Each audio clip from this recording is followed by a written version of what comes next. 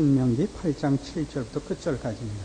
네 하나님 여호와께서 너로 아름다운 땅에 이르게 하시나니 그것은 골짜기에든지 산지에든지 시내와 분천과 샘이 흐르고 밀과 보리의 소산지요 포도와 무화과와 성미와 감람들의 나무와 꿀의 소산지라. 너의 먹는 식물에 결핍함이 없고 네게 아무 부족함이 없는 땅이며 그 땅에 돌은 철이요 산에서는 동을 캘 것이라. 네가 먹어서 배불리고 네 하나님 여호와께서 옥토로 네게 주셨음을 인하여 그를 찬송하리라. 내가 오늘날 네게 명하는 여호와의 명령과 법도와 규례를 지키지 아니하고 네 하나님 여호와를 잊어버리게 되지 않도록 삼갈지어다. 내가 먹어서 배불리고 아름다운 집을 짓고 거하게 되면 또 내 우양이 번성하면 내 은금이 증식되면 내 소유가 다 풍부하게 될 때 두렵건대 내 마음이 교만하여 내 하나님 여호와를 잊어버릴까 하노라. 여호와는 너를 애굽 땅 종되었던 집에서 이끌어내시고 너를 인도하여 그 광대하고 위험한 광야 곧 불뱀과 전갈이 있고 물이 없는 건조한 땅을 지나게 하셨으며 또 너를 위하여 물을 굳은 반석에서 내셨으며 네 열조도 알지 못하던 만나를 광야에서 네게 먹이셨나니 이는 다 너를 낮추시며 너를 시험하사 마침내 네게 복을 주려 하심이었느니라. 또 두렵건대 네가 마음에 이르기를 내 능과 내 손의 힘으로 내가 이 재물을 얻었다 할까 하노라. 내 하나님 여호와를 기억하라. 그가 네게 재물 얻을 능을 주셨습니다. 이같이 하시면 네 열조에게 맹세하신 언약은 오늘과 같이 이루려 하심이니라. 네가 만일 내 하나님 여호와를 잊어버리고 다른 신들을 쫓아 그들을 섬기며 그들에게 절하면 내가 너희에게 증거하노니 너희가 정령이 멸망할 것이라. 여호와께서 너희 앞에서 멸망시키신 민족들 같이 너희도 멸망하리니 이는 너희가 너희 하나님 여호와의 소리를 청정치 아니함이니라.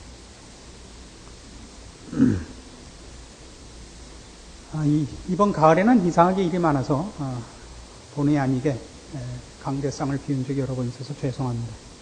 이렇게 쉬엄쉬엄 하니까 그 대신 그 농도가 짙어지는 감은 있습니다. 그죠? 그래서 지난 3일 저녁에도 좀 오랜만에 악을 써서 아주 막 속이 다 후련합니다. 근데 이 설교를 제대로 하면 모두가 자기 보고 그러지 않았나 하는 마음을 갖는다 그래요. 그래서 여러분이 혹 목사님이 내 개인적인 어떤 잘못을 알고 치사하게 설교 시간에 깠다. 그런 얘기가 많이 들어왔는데 그렇게 들어온 게 한 2,000명 돼요. 그러니까 뭐 설교는 제대로 하면 모두에게 적용이 됩니다. 저는 설교를 해갖고 개인적인 비리를 파헤치거나 누구를 공격하는 그런 사람은 아닙니다.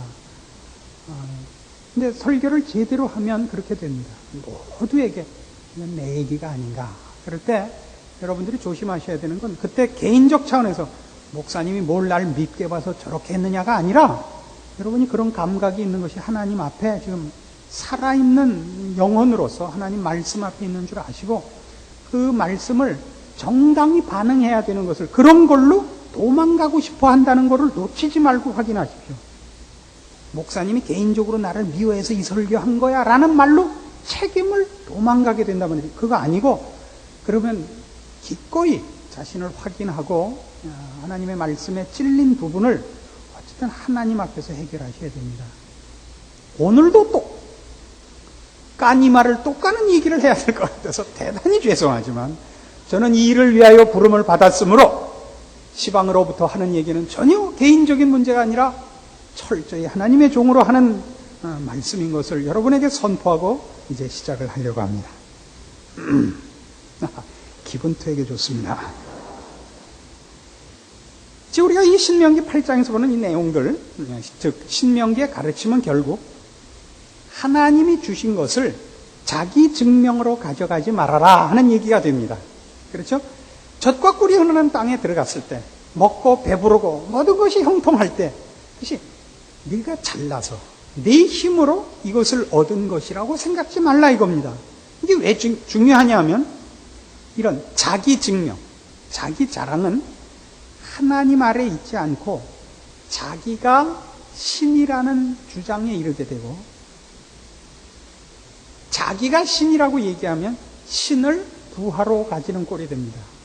그러니까 우상은 뭐냐 하면 그러니까 자기 자랑으로 가는 자가 우상이 있습니다. 하나님 아래 있는 자는 우상을 갖지 않습니다. 우상은 비록 가서 절하지만 그 우상은 자기 수하에 있는 것 아닙니까? 우리 대표적인 걸로 알라딘의 램프죠. 능력은 램프에 있는 마왕이 더 갖고 있지만 램프를 문질렀을 때 나타난 마왕이 알라딘에게 하는 얘기가 뭐예요? 주인님 부르셨습니까? 아닙니까?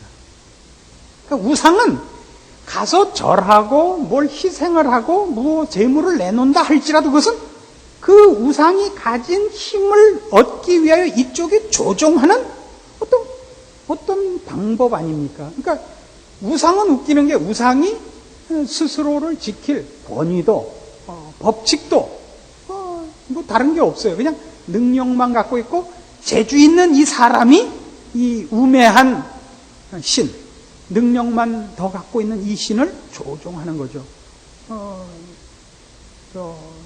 약팔 때 재주 없는 곰이 되는 겁니다. 이게 우상입니다. 그러니까 우상이 왜 등장하느냐? 그러면 하나님 아래 있지 않고 자기가 최고라고 생각하는 자에게 우상이 나타나지, 아무데나 허걱거리고 도움을 청할 때 우상이 나타나지를 않습니다. 이게 참 재미있는 것입니다. 그래서 신자의 삶의 그 모범 혹은 가장 중요한 실패를 막는 기준이 뭐냐 하면 감사하며 긍휼을 베푸는가 아니면 자랑하며 심판하는가 라는 두 양극단의 자세입니다.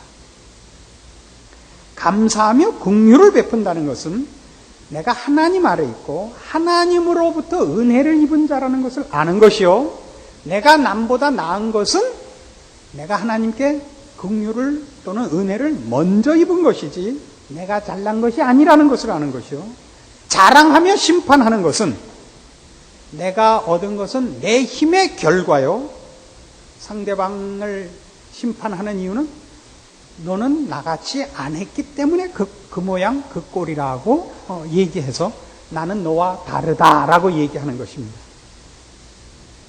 그래서 고린도전서 4장에 가시면 성경은 이런 식으로 우리에게 가르칩니다.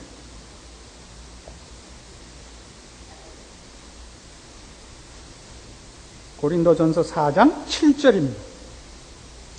고린도 교회의 가장 큰 문제는 뭐였습니까? 저들에게 지식이 있고 성령의 은사가 있고 열심이 있고 뭐 뛰어난 교회였습니다마는 저들에게 가장 큰 문제는 자랑이었습니다.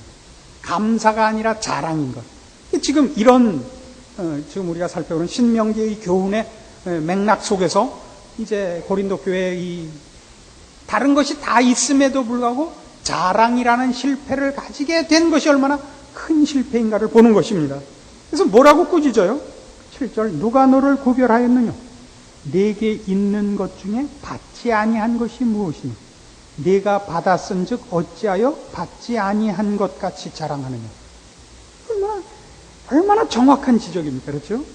자랑하는 자들은 다 그것을 은혜로 받은 것이 아니라 자기가 만든 것이라고 생각한단 말이에요. 자기가 만들었다는 것은 그 은혜를 베푼 위에 누가 있다는 것을 거부하는 것이죠. 그렇지 않습니까? 그래서 신자가 신앙생활을 하며 보여야 하는 책임 있는 그 증거의 내용이 나는 어떻게 복받았는가, 나는 어떻게 너희보다 성공했느냐가 아니라는 것을 이제 얘기해 옵니다. 그것이 8절입니다. 너희가 이미 배부르며 이미 부요하며 우리 없이 왕노릇하였도다. 우리가 너희와 함께 왕노릇하기 위하여 참으로 너희의 왕노릇하기를 원하노라. 내가 생각컨대 하나님이 사도인 우리를 죽이기로 작정한 자같이 미말에 두셨음에 우리는 세계 곧 천사와 사람에게 구경거리가 되었노라. 우리는 그리스도의 연고로 미련하되 너희는 그리스도 안에서 지혜롭고 우리는 약하되 너희는 강하고 너희는 존귀하되 우리는 비천하여 바로 이 시간까지 우리가 줄이고 목마르며 헐벗고 매맞으며 정처가 없고 또 수고하여 친히 손으로 일을 하며 후욕을 당한 즉 축복하고 핍박을 당한 즉 참고 비방을 당한 즉 권면하니 우리가 지금까지 세상의 더러운 것과 만물의 찢기같이 되었도다. 지금 너희는 자랑하는구나. 그러나 우린 그렇지 않다. 그러니까 사도 바울 얘기는 내가 진짜 하나님의 종이 아니냐. 하나님이 사랑하고 복을 주고 보호를 한다면 나부터 해야 옳지 않느냐. 그럼에도 불구하고 너희는 여유 있고 배부르고 나는 고단하고 나는 어렵지 않느냐 라고 갖다 대는 이유가 뭐예요? 하나님이 우리에게 하려는 것은 나 하나에게 보상하는 것이 아니라 우리가 누구를 위하여 살며 무슨 힘으로 살아가는가를 증명하시려고 하는 것이다 이겁니다. 그러니까 사도 바울이 이런 어려움을 다 감당하는 이유는 뭐죠? 그가 빌립보서 4장 13절에서 고백한 바와 같이 내게 능력 주시는 자 안에서 내가 모든 것을 할 수 있느냐를 증명하는 겁니다. 모든 것을 할 수 있다 하는 능력과 그의 신앙의 큰 이런 그런 걸 말하는 것이 아니라 내게 능력 주시는 자, 즉 나를 지키시고 나를 명하시고 내 유일한 감사와 경배의 대상이신 하나님의 명령 아래 있는 자를 증명하는 것이 지금 사도 바울이 헐벗고 굶주리고 수고하고 애쓰고 핍박을 당하는 것에도 불구하고 그가 감사하며 낙심하지 않고 사는 이유인 것입니다. 그러니까 그는 지금 나는 하나님 아래에 있다. 그러나 너희가 최고의 권좌에 앉아있지 않느냐 이렇게 꾸중하는 것입니다. 그러니까 지금 신명기로 와보면 신명기가 몽땅 그거죠. 뭘 하기 위해서 하나님이 이스라엘 백성을 불렀다고요? 너희는 내게 제사장 나라다 이거 아닙니까? 그러니까 너희가 받은 모든 복은 다 뭐라? 하나님이 주신 것이라 이거죠. 하나님이 주신 것이라. 왜요? 이 이스라엘은 이 가나안 땅에 터를 닦고 여기서 나라를 세운 민족이 아닙니다. 이 나라에 터를 닦고 집을 짓고 개간을 하고 나무를 심고 성을 쌓은 이들은 가나안 족속들입니다. 그 하나님이 준 거죠. 자기들이 짓지 않은 집에 살며 자기네들이 가꾸지 않은 논밭을 가지며 거기서 나온 열매를 이들이 먹고 있습니다. 하나님이 주신 것이죠. 그런데 어떡한다고요? 두렵건대 내 마음이 교만하여 내 하나님 여호와를 잊어버릴까 하노라. 이거죠. 내가 잘나서 이것을 얻은 것 같이 해서 무슨 실패를 한단 말이죠? 하나님 아래에 있다는 것을 놓친단 말이에요. 그래서 굉장히 중요한 것입니다. 우리 삶의 현장에서 제일 많이 당하는 시험이 뭐냐? 그러면 자존심 싸움입니다. 그렇죠? 자존심 싸움에서 질 때 사람들 가장 못 참는 것 같습니다. 그러니까 신앙도 어떻게 얘기할 때 제일 열받냐면요. 뭐 그렇게 겁이 나서 예수는 믿고 지랄이야? 이 말에 열받는다 말이에요. 그래서 예수 없어도 된다는 걸 증명하고 싶다고요. 안 그래요? 그러니까 세상 사람들이 예수 믿는 사람들을 뭐라고 공격한다고요? 겁이 나니까. 혼자서는 불안하니까 종교를 가진다 그런다고요. 신앙을 가진다고. 그렇습니까? 아니요. 우린 진리를 아는 것이고 주제 파악을 한 것이죠. 사실을 아는 것입니다. 자식이 부모 앞에서 부모 없이 태어났다 그러는 그런 우매하고 눈 감고 태양이 없다 그러는 식의 고집, 말도 안 되는 그 고집에 발끈한단 말이죠. 발끈해요. 그래서 우리가 이 싸움, 자존심을 건드리는 싸움을 할 때 그 자존심을 건드렸을 때 열받는 이유가 뭐냐 그러면 끊임없이 인간은 아무의 도움도 필요 없는 자라는 것을 증명해 보이고 싶은 죄송의 영향을 받고 있다 이겁니다. 누구의 도움을 받지 않는 것, 이것이 인간이 가지는 태어날 때부터 가진 죄의 본성의 가장 큰 영향력입니다. 감사하고 도움을 청하고 이게 제일 싫은 겁니다. 그렇죠? 그래서 돕는 것도 지난 3일 저녁이나 마찬가지 얘기가 되는데 돕는 것도 내가 원래 거지였었다 라는 차원에서 돕는 것입니다. 난 가졌고 넌 안 가져서 내가 준다는 아닙니다. 이게 잘못 주면 큰일 나는 거예요.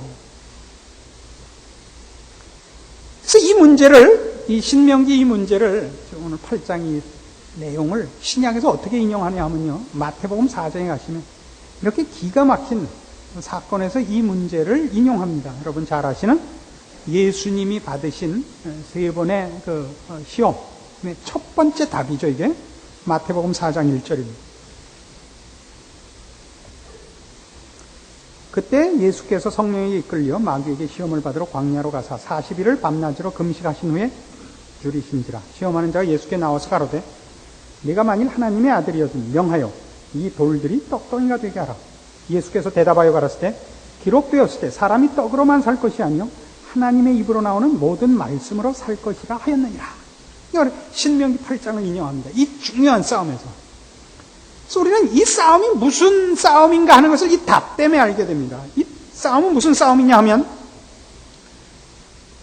사탄이 예수님 앞에 와서 거는 시험의 본질은 그러니까 나타난 형태로는 먹는 문제고 무슨 명예고 권세고 이렇게 그 형태가 나타납니다만은 본질은 단 하나입니다. 세 가지 시험이 형태가 달라도 하나는 뭐 먹는 문제로 오고 하나는 명예 문제로 오고 하나는 권세의 문제라는 형태를 취했을 뿐이지 내용이 하나로 집중되는 그 내용이 뭐냐면 하나님의 종으로 온 메시아, 하나님의 종으로 하나님의 일을 하러 온 메시아이신 예수 그리스도가 그 명령을 받는 자리에서 이탈하게 하는 것입니다. 하나님께 묻고 결제를 받고 일을 하지 않고 스스로 결정을 해버리게 하는 것입니다. 이걸 조금 더 확대해서 우리 믿는 모든 사람들에게 통용되는 일반 법칙으로 끌어내면 무슨 얘기가 되냐면 네가 만일 하나님의 아들이거든 이라는 것을 네가 만일 하나님의 자녀거든 그의 백성이라면 이 돌들을 명하여 떡덩이가 되게 하라. 하나님이 너희 편 아니냐. 이게 큰 시험인 겁니다. 어떤 시험이냐면 떡을 만드는 이 일이 내가 결정할 문제가 아니라 말이에요. 지금 예수님의 대답이 거기 있어요. 예수님의 대답은 뭐냐면 내가 하나님의 아들 된 편은 하나님이 나에게 얼마나 많은 권세를 위임하셨는가로 확인하는 것이 아니라 내가 하나님의 명령 이외의 것으로는 움직이지 않는 것으로 증명되는 것이니라 이겁니다. 내가 떡으로 살지 않고 하나님의 말씀으로 산다. 그런 저는 말씀 속에 그 얘기가 있는 거예요. 그러니까 우리식으로 얘기하자면 우리가 하나님의 자녀된 증거는 하나님이 어떻게 나에게 특권을 많이 주시고 내 요구에 다 일일이 답하셨느냐가 아니라 내가 하나님 이외의 것으로 하나님과 바꾸지 않는 충성과 복종에 있단 말입니다. 이렇게 못 알아들으면 굉장히 곤란한데요. 이 목사님 이해하셨죠? 박동준 목사가 있어야 되는데 박동준 목사님만 이해했으면 다 되는 건데 박정희 목사님 이해했죠? 네, 이해했으면 손 드십시오. 네. 박정희 목사님 손 들라니까 뭐 다 들고 그래요. 그래서 여기 예수님이 말씀하시는 그러니까 네가 만일 하나님의 아들이거든 이 돌을 떡덩이가 되게 하라. 예수님의 답이 뭐예요? 기록되었을 때 사람이 떡으로만 살 것이 아니라 하나님의 입으로 나오는 모든 말씀으로 살 것이니라 라는 기록되었을 때라는 이 말은 하나님의 진실성의 영원한 역사적 증거가 됩니다. 어떤 진실성? 이스라엘 백성이 40년 동안 하나님과 무슨 씨름한 거죠? 우리 지난번에 확인한 바와 같이 출애굽기 16장에서 이스라엘 백성이 출애굽해서 그 다음 달 15일에 벌써 먹을 거 없다고 원망했죠. 그래서 이제 만나가 떨어져요. 뭐 확인하기로 했죠? 먹을 것을 매일 내가 거두게 하겠다. 그리하여 너희가 나를 순종하나 아니 순종하나 시험하겠다. 그 일에서 하나님이 우리에게 필요한 것을 주는 것을 그 40년 광야 생활 동안 이스라엘 백성의 모든 배반과 실패와 어리석음에도 불구하고 하나님은 신실히 지키셨다고요. 이 40년 동안 너희 의복이 헤어지지 아니하고 네 발이 부르트지 않았느니라. 그럼 이스라엘 백성은 실패했죠. 그래서 뭘 확인했어요? 사람이 떡으로 사는 것이 아니라 하나님의 말씀으로 사는 것. 우리에게 필요한 것은 하나님의 붙잡힌 바 되고 그의 보호와 그의 인도하심이 있어야 되는 것이지 그것이 우리 안에 있지 않더라라는 거 확인하지 않았습니까? 그 40년간을 통하여 이스라엘 백성에게 하나님의 진실성, 너희에게 필요한 건 내가 다 준다. 남은 것은 너희가 내게 할 일이지 내가 너희에게 편을 드나 충분한가 호의적인가를 시험하는 일이 필요한 것은 아니다. 이거 확인한 거죠. 그게 여기 등장하는 거예요. 예수님의 답변 속에 이게 다시 등장하죠. 뭐라고요? 사람이 떡으로만 살 것이 아니라 하나님의 입으로 나오는 모든 말씀으로 살 것이니라 라는 이 답 속에서 그러니까 신명기에서뿐만 아니라 예수님 지금 이 말씀을 하시는 순간까지 이 말씀은 그 이후에도 효력을 발휘하고 있고 이 출애굽 때 신명기에서 모세가 죽기 전에 했던 이 말이 그로부터 약 1000몇백 년을 흘러서 예수님 시대에 예수님이 이 땅에 오셔서 사탄의 시험에 이 말씀을 하시고 이것이 성경에 기록되어 영원토록 오기까지 이 말씀이 말씀으로 살아있을 수 있는 힘을 발휘할 수 있는 배경, 근거, 하나님의 신실하심의 영원함. 실패하거나 시건하시거나 포기하시거나 변개치 아니하시는 하나님의 신실성이 그 배경에 있단 말이에요. 그럼으로써 우리에게 뭘 묻는 거예요? 하나님이 내게 성실하고 내게 충분하고 이 문제를 너희는 언제나 와서 나에게 묻는데 이게 문제가 아니라 네가 나에게 충실하고 순종하고 내 마음에 들고가 언제나 문제니라. 신명기 8장 얘기죠. 마태복음 4장에서 이 말씀을 인용한 이유고 이것이 성경에 남아 오늘 우리에게까지 이 말씀이 힘을 발하는 이유입니다. 그래서 이렇게 가요. 마태복음 6장 이런 식으로 가죠. 이런 결론에 가죠. 30절 아니 26절부터 봅시다. 마태복음 6장 26절 공중의 새를 보라. 심지도 않고 거두지도 않고 창고에 모아 들이지도 아니하되 너희 천부께서 기르시나니 너희는 이것들보다 귀하지 아니하냐? 너희 중에 누가 염려함으로 그 키를 한 자나 더할 수 있느냐? 또 너희가 어찌 의복을 위하여 염려하느냐? 들의 백합화가 어떻게 자라는가 생각하여 보라. 수고도 아니하고 길쌈도 아니하는가? 그러나 내가 너희에게 말하노니 솔로몬의 모든 영광으로도 입은 것이 이 꽃 하나만 갖지 못하였느니라. 오늘 있다가 내일 아궁이에 던지우는 들풀도 하나님이 이렇게 입히시거든 하물며 너희일까 보냐? 믿음이 적은 자들아. 이렇게 나옵니다. 그러니까 지금 사탄이 예수님께 와서 내가 만일 하나님의 아들이거든 이 돌들을 명하여 떡덩이가 되게 하라. 내가 하나님의 아들이라면 하나님께서 특별히 기름 부어 보낸 종이라면 내 일을 수행하기 위해 하나님이 그런 일들 정도는 너에게 행할 수 있는 능력을 줘야 맞지 않느냐 이 얘기죠. 그러니까 예수님 답변이 뭐였어요? 지금 오늘날에도 우리가 믿음의 현실 속에서 신앙의 현장에서 우리가 늘 질문하는 거죠. 하나님이 정말 내 편이라면 지금 내가 당하고 있는 이런저런 일들에서 하나님 이건 들어줘야 되잖아요. 이런 정도는 나에게 약속해 주셔야 되잖아요. 이거죠. 그에 대한 근거가 뭐였죠? 답변을 이제 성경이 가지는 답변의 근거 신명기 8장에 나오는 이스라엘 백성의 광야 40년이었습니다. 그 광야 40년을 하나님이 어떻게 지키셨는가? 어떻게 입히시고 먹이셨는가 합니다. 하나님의 신실성은 이미 여기서 다 확인이 됐습니다. 역사적 사건으로. 그리고 좀 전에도 말씀드린 것 같이 예수님이 오셔서 이 말씀을 인용하실 수 있도록 그 말씀이 그땐 맞고 그 후엔 안 맞았으면 이 말씀 인용 못하는 거죠. 예수님 시대까지 맞았고 지금까지도 맞기 때문에 성경이 성경 노릇을 하는 것이며 또 확대해서 성경이 우리에게 마태복음 6장을 통해서 하는 것은 공중의 새를 보라 들의 백합화를 보라 오늘 있다 내일 아궁에 던지는 들풀도 하나님이 이렇게 입히시거든. 근데 이건 다 어느 부분이에요? 내가 만일 하나님의 자녀라면 하나님께 이것저것 달라고 해라. 그거 안 해주면 그게 무슨 하나님이냐? 과연 하나님이 내 하나님이면 내 편이란 말이냐? 아니죠. 공중 나는 새를 보라. 내 아버지가 새도 먹이셔. 백합화도 키우는데 왜 나에게 안 하시겠느냐? 40년 이스라엘의 광야 생활을 보라. 그들의 의복이 헤어지지 아니하고 그 발이 부르트지 아니하였느니라. 그 어디로 오라고? 그러므로 남은 문제는 언제나 이거예요. 네가 누구 아래 있느냐? 하나님 아래 있는 것을 너 증명하고 사느냐?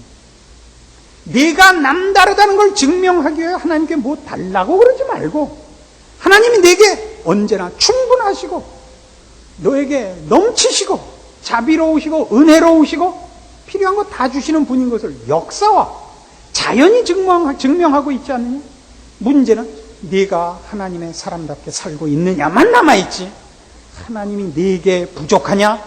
아니면 하나님이 내게 이렇게 저렇게 해줬으면 좋겠다라는 요구들이 있다면 그것은 하나님을 찾는 올바른 자세가 아니라 그리하여 너를 증명하려는 나쁜 생각이니라 이렇게 오는 것입니다. 다음 주면 애들 시험입니다. 뭘 받으십니까? 하나님 우리 자식을 뭐 우리 때문에 좋은 대학 붙여달라는 거 아닙니다. 얘가 좋은 대학을 가야 하나님 영광 받으실 거 아닙니까? 따위로 구라 풀지 마시라 이겁니다. 여러분 자식이 여러분 마음에 영 들지 않고 여러분이 노력하고 애쓰고 또 기도한 것 같이 나타나지 않거든. 이렇게 생각하십시오. 하나님이 이 자식은 너밖에 감당할 수 없다 그래서 맡긴 자식인 줄 아십시오. 그거 순종하면 그게 신앙입니다. 하나님 알아서 하시라요. 이번에도 안 해주면 난 몰라요. 이거는 신앙을 빙자한 공갈입니다. 애 학교 못 들어가는 게 창피해서 그러는 거죠. 애를 위해서보다. 그렇죠? 애 때문에 창피하시면 안 됩니다. 여러분에게 무슨 일을 하나님이 맡기셨든 하나님이 여러분을 덜 사랑하시거나 하나님이 여러분에 대해서 다른 사람에게보다 소홀하셔서가 아닙니다.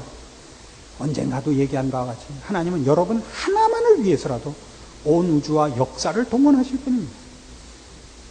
우리는 감사할 줄 알아야 됩니다. 그것이 올바른 신앙입니다. 감사라고 무슨 헌금 많이 하려는 게 아닙니다. 감사란 그냥 자세요, 원리요, 내용이요. 여러분이 가지는 사고의 본질이어야 되는 것입니다. 그 감사가 있는 자만이 신앙에 담대함이 있고 그 안에 충성이 있고 비로소 여러분은 하나님의 사람으로 하나님을 증명하는 신앙을 가지게 되는 것입니다.